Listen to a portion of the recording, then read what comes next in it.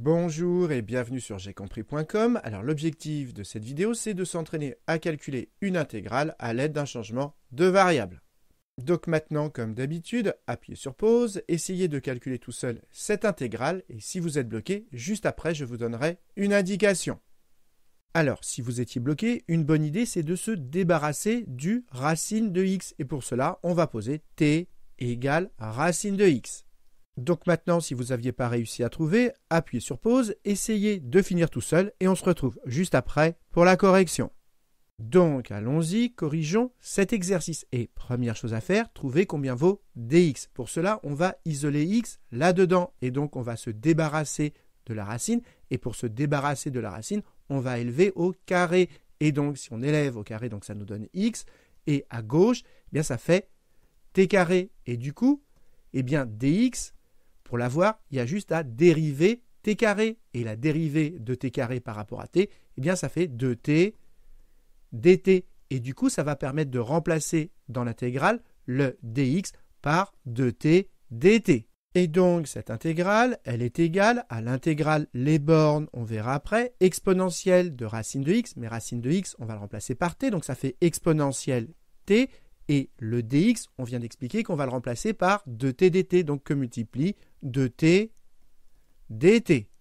Maintenant, on s'occupe des bornes, donc quand x prend la valeur 1, je remplace x prend la valeur 1, donc il faut calculer racine de 1. Et racine de 1, ça fait 1. Et donc ça veut dire que quand x prend la valeur 1, x prend la valeur 1, t prend la valeur 1 également. Donc la borne du dessous, ça reste 1.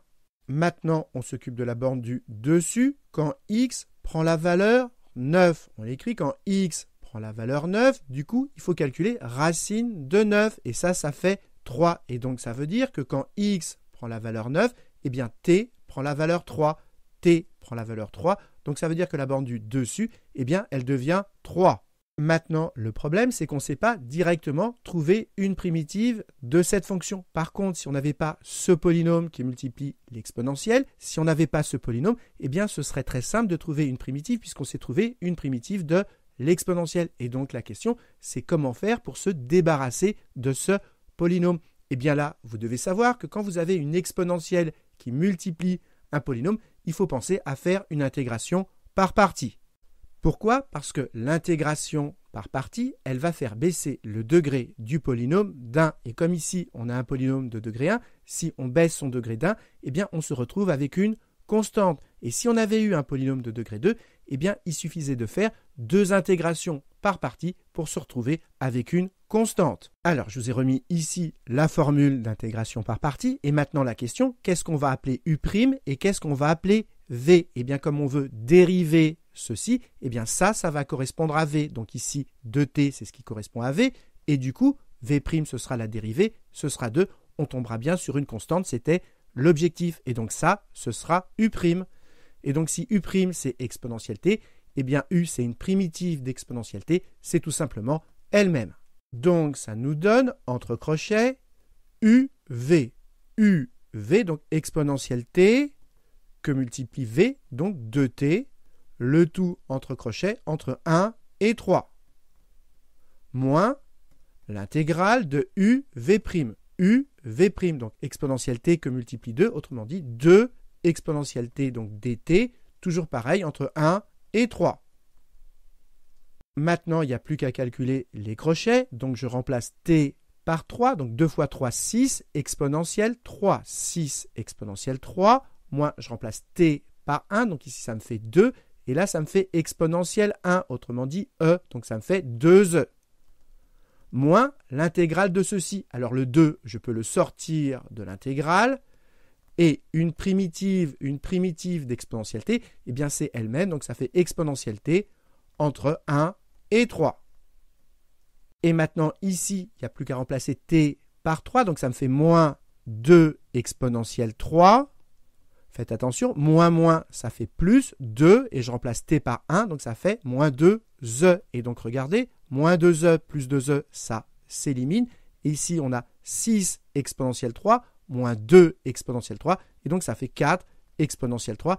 Et voilà, on a terminé de calculer cette intégrale. Maintenant, n'oubliez pas que la formule d'intégration par partie, comme on parle d'intégrale de fonction continue, il faut que U' et V', et bien comme elles sont dans l'intégrale, et bien il faut que U' et V' soient continues. Regardez ici, U' c'est la fonction exponentielle, elle est bien continue sur cet intervalle, et V' c'est une constante, elle est bien également continue sur cet intervalle.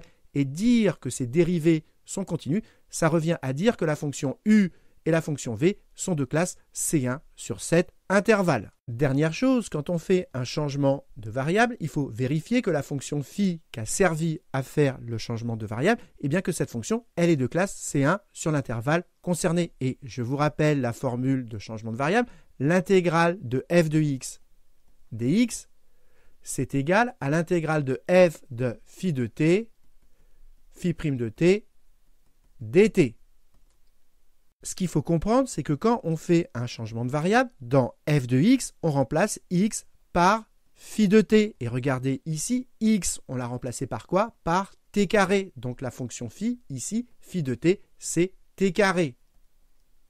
Donc, faites attention, dans le changement de variable, la fonction phi, elle n'est pas à ce niveau-là. Elle est à ce niveau-là lorsqu'on a remplacé x par t carré. Donc, j'insiste bien, phi de t, c'est t carré. Et donc, maintenant, il faut vérifier que cette fonction, elle est de classe C1. Mais c'est un polynôme, donc c'est de classe C1, c'est indéfiniment dérivable. Donc, en particulier, c'est de classe C1 sur cet intervalle. Et maintenant, il n'y a plus qu'à rédiger tout ce qu'on a expliqué au brouillon. Donc voilà, je vous ai tout remis au propre ici, ce qui termine cet exercice. Et petite précision, quand on écrit que phi, la fonction qui a servi à faire le changement de variable, est de classe C1, c'est sur quel intervalle? Eh bien, comme la variable c'est t, et que t varie entre 1 et 3, eh bien l'intervalle c'est 1, 3. Et n'écrivez pas que l'intervalle c'est 1, 9, parce que 1, 9, ça concerne x. Or nous, c'est t, donc l'intervalle c'est bien 1, 3. Et pour continuer à vous entraîner, je vous propose cet exercice du même style, donc toujours pareil, calculer une intégrale à l'aide d'un changement de variable. Donc cherchez bien cet exercice et vous aurez la solution dans la prochaine vidéo. Et comme d'habitude, si vous avez apprécié cette vidéo, n'hésitez pas à la liker et à vous abonner à la chaîne pour ne pas rater les prochaines vidéos.